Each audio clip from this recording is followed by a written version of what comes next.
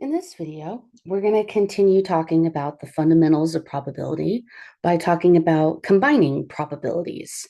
So we're going to do this with an example to start, and then we're going to kind of expand as we go. So let's say we have a prize bag that has 2 yellow erasers, a yellow calculator, 3 green calculators, and 4 red erasers. So clearly this is a teacher prize bag. Okay. So the first thing they want to know is what is the probability of YE, which is supposed to be yellow erasers. We're just trying to save some writing space. Okay, so probability of yellow erasers. So since we have 10 items in the bag and 2 of them are yellow erasers, we'll go ahead and write 2 over 10. And then we should reduce that fraction. We could divide top and bottom by 2 and get 1/5. And just as a general note, always reduce the fractions. Okay, so for probability of a yellow calculator, that one, there's only one yellow calculator in the bag out of the 10 prizes. So 1 out of 10. And that's a reduced fraction. So that would be our final answer. Probability of green calculators. Let's see, there are 3 in the bag of 10.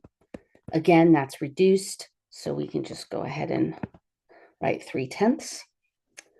And then the probability of the red eraser. So since there are 4 out of 10, now that one can be reduced. We can divide top and bottom by 2, which would give us 2/5. All right.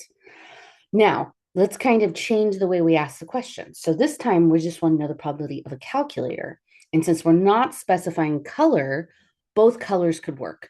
So we know we have one calculator that's yellow, another 3 that are green.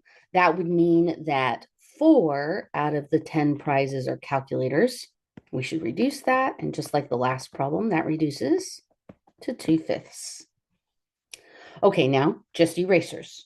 So that means we would have 2 of them are yellow, 4 of them are red. So that would be a total of 6 of the prizes are erasers.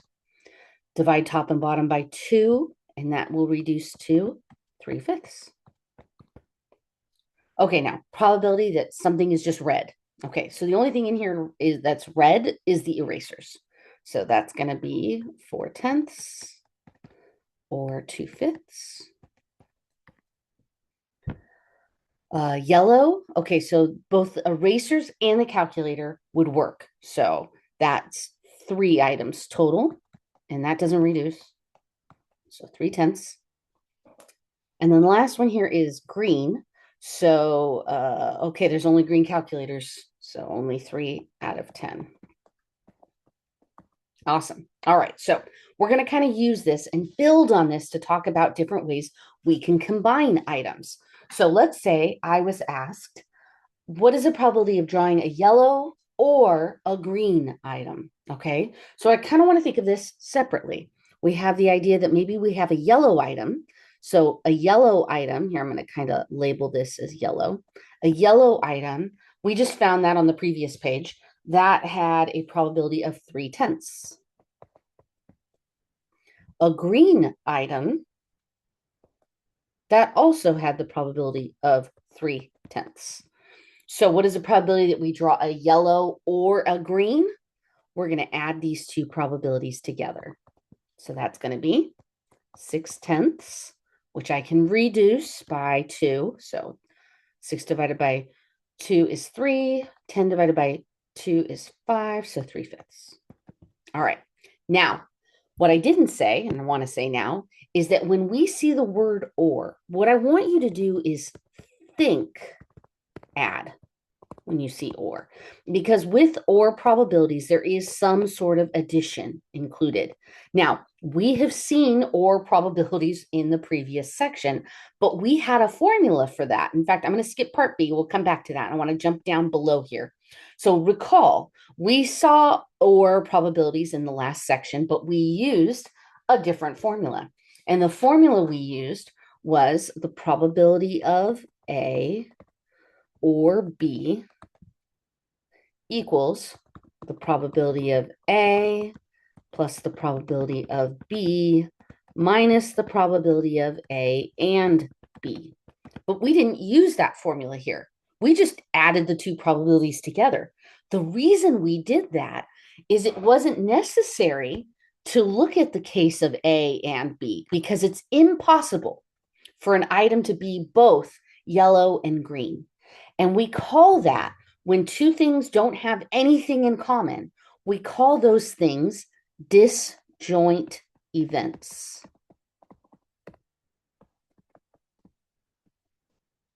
So in part A above, we're talking about two things, yellow and green, that have nothing in common. The prize is either yellow or the prize is either green, period. Okay. There is no combo of the two in this case. Now, the next part, part B, what is the probability of drawing a red item or an eraser? Now, that is different because a red item and eraser can't exist. Something can be both red and an eraser. Okay, so I am going to use the formula below. So first thing I'm going to do is find the probability that something is red. And I can just turn back to what I did previously. All right, I'm going to use my actual paper. So probability for red was 3/5. I'm sorry, 2/5. Wow, 2/5. Then the probability of an eraser is 3/5. So based on the formula below, I'm going to add those together and then I'm going to subtract something being a red eraser, which we found red erasers. We found that actually at the very beginning. So that was 2/5. So using this formula, that's going to be, if I add the first two fractions together, 5/5 minus 2/5 is 3/5. It was completely chance that both of these came up with the same answer. But there you go. So that's an example where we would use the formula. When we just add them together, that's because the events are disjoint. Now, the other type of combination we'll see is and events. With and, I want you to think multiply. Wow, that's not how you spell multiply. There's an L. Multiply. Okay. So there's multiplication involved when we're talking about and events. All right, let's look at this. If we put the items back in each time, which by the way, we call that draw with replacement, meaning you draw something out and then you put it back in, you replace it. What is the probability of drawing 3 red erasers in a row? So you put your hand in the bag, you pull out a red eraser, then you put it back in, you mix up the bag and you put your hand in the bag and you pull out another red eraser and you put it back in the bag and you mix it again. Okay, so the fact that you're just putting it back into the bag each time means that you keep the odds the same each time. So the probability of drawing a red eraser is 2/5. And to do it again and again is all 2/5 each time.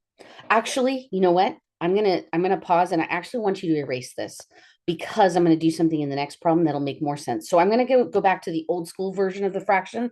I apologize. I should have started off with this. And instead I'm going to use 4/10. 4/10, because there was 4 erasers out of 10. Trust me, it's going to help me with part D on this.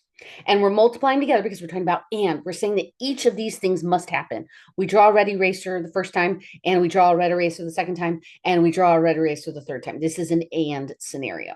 So if I multiply those together, I'm going to get 64 over 1,000, which I did on my calculator. And I can reduce this. I could divide both top and bottom by 8. I'm just going to write it in green. And that's going to end up reducing to 8 over 125. So use your calculator, verify you get that, okay? And there's how we calculate that. Now, the reason I made the changes, like I said, for part D here, because we're going to do the same thing, but this time we're not replacing the red erasers. So we draw a red eraser out, but we keep it in our hand. So the first red eraser that we draw, there's 4 of them in the bag out of 10. But now that we're holding that red eraser in our hand and we're not putting it back in, We no longer have 4 red erasers in the bag. We now only have 3 red erasers. And we don't have 10 items in the bag anymore either. We only have 9 items. So 3 out of 9, wow, that's a really sad looking 3. 3 out of 9 is how many odds we have now for getting a red eraser if we're already holding the first one in our hand. Okay. So then if we're going to pull another red eraser, so now we have 2 red erasers, that means we only have 2 left in the bag and only 8 items total. All right, grab your calculator, get to multiplying. I get 24 over 720, and that is reducible. Actually, if I recall, I think 24 actually goes into both numbers. So that would reduce to 1 over 30. Now, I want to pause a second and say that if you need help reducing fractions, it's possible to do it on your calculator. And if you don't know how, you can visit me during my office hour, or not office hour. If I don't have office hours, if it's, you can make an appointment, you can reach out to me via email. We can meet up over Zoom, whether it's during office hours or not, and I will make sure that you know how to reduce fractions on your calculator. It's actually not too complicated. So if you kind of struggle with that, reach out to me and I'll be more than happy to show you an easier way of doing that. Okay, now in the and events, we have some classifications. We have what's called independent versus dependent events. Okay, independent events are events that occur and their probabilities, wow, that's not how you spell occur, and their probabilities do not affect each other.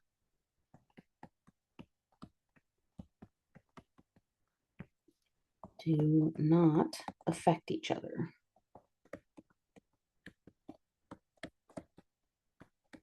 So the first example we did, part C here, that would qualify as independent because every time we pulled out a red eraser, the odds stayed the same. Okay, so each time we pulled a red eraser out, the odds never changed. The second time, though, they did change. That means that they're dependent events. So these are events that occur and the probabilities do affect each other.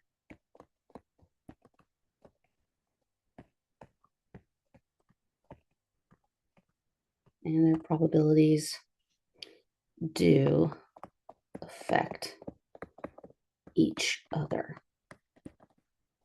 All right, so let's look at an example where we might get to use this information. If 15% of the parts sampled were found to be defective, what is the probability that 2 randomly selected parts are defective?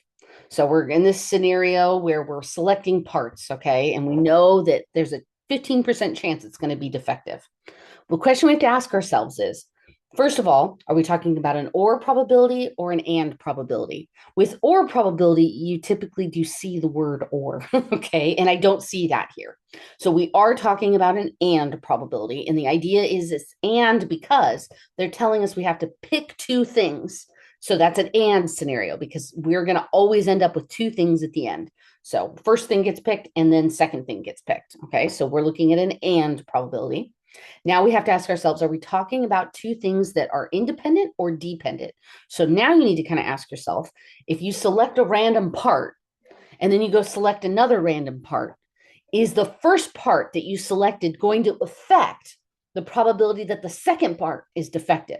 So if you pick the first part to be defective, does that change the odds that the second one is defective? And the answer is, well, no, because in this scenario, we're not told anything about the percentage of defective, like in terms of how many of the parts are defective, right? Like we're not told any information that would change the odds. In other words, all we know is every time there's a 15% chance. So these 2 events are considered independent because it's always a 15% chance they're defective, period. So if that's the case, the chance that the first part is defective is going to be 15%, which I'll write as 0.15. And then the second part being defective is 15% again. And we're going to multiply those two together. I'm going to use the little time symbol so it doesn't look like there's too many dots. So 0.15 times 0.15, put that in your calculator, and I get 0.0225, or about a 2% chance if I want to write it as a percent. Here, I'll put 2.3% chance that it's defective. All right. So that's the idea behind independent versus dependent. Okay. Now, we call these types of probabilities multiple draw experiments, meaning we're pulling out multiple things. And it bases itself on an and probability, which I said, but I want to write that down. So when we have multiple draws like that, that's an and, okay? And the formula we use for independent events is probability of A times the probability of B, okay? Let's just kind of summarize this all into a table now. So we have the possibility of or, probability of A or B, and we have two chances or two things. One thing, disjoint versus not disjoint. Disjoint means nothing in common. Not disjoint means they have something in common.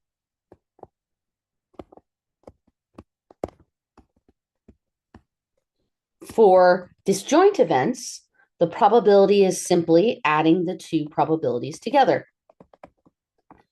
If they do have something in common, this is where we have to take out that common thing. So we use the longer formula for doing that.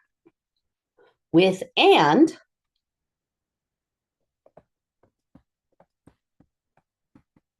I know the thing kind of moves all over the place when I write in the table. Microsoft Word doesn't like that too much. We have the idea of maybe independent versus dependent. Independent, they don't affect each other. It's supposed to be an O. Don't affect each other. Dependent, they do affect each other. With independent, we're multiplying probability of A times the probability of B.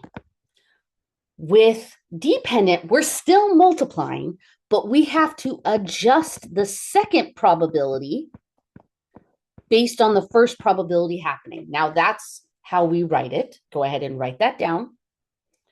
And I'm going to explain what that terminology here means. Okay. This right here, it means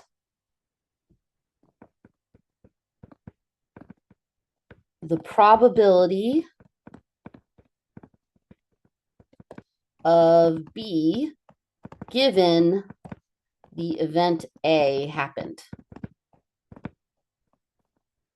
And we have to do this when we have dependent scenarios, like the scenario where we drew something out of the bag and it changed the odds that we were going to draw the next item. Okay. In those cases, we had to change the second probability because the first probability affected it. So I don't want you to get hung up on this notation. This is just notation. Okay. It's just a simple notation to just say we have to change the second probability. Change this based on first probability.